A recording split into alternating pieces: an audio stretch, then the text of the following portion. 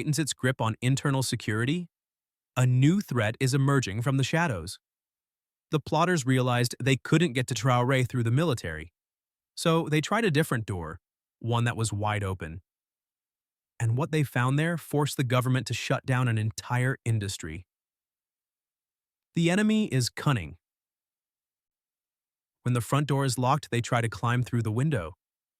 Investigators discovered a terrifying breach in the nation's armor. The plotters were not just recruiting locals, they were importing trouble. Authorities revealed that some individuals involved in spying and coup planning had entered the country pretending to be tourists. Think about that for a second.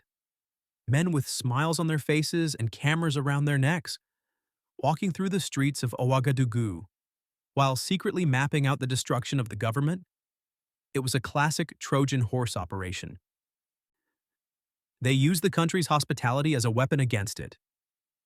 In response, the government took a drastic step.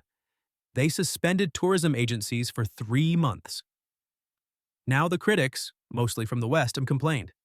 They said this would hurt the economy. They worried about lost revenue. But President Traoré understands a fundamental truth that many Western leaders seem to have forgotten.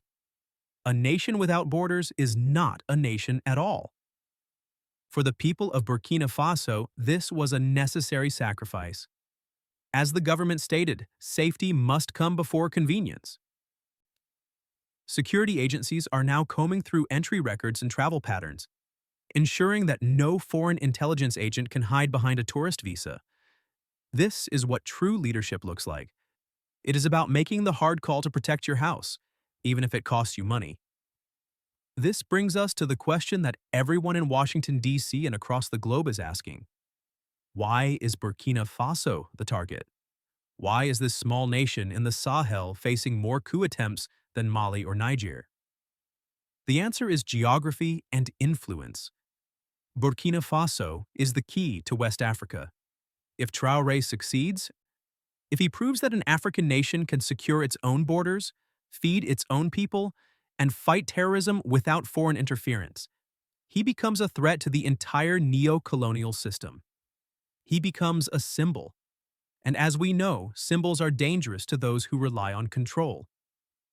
But there is one more reason why they want him gone. It is a reason that goes beyond politics and touches the very spirit of the continent. It is about who Traoré represents to the youth, and why his survival is being called a miracle by millions. In the end, this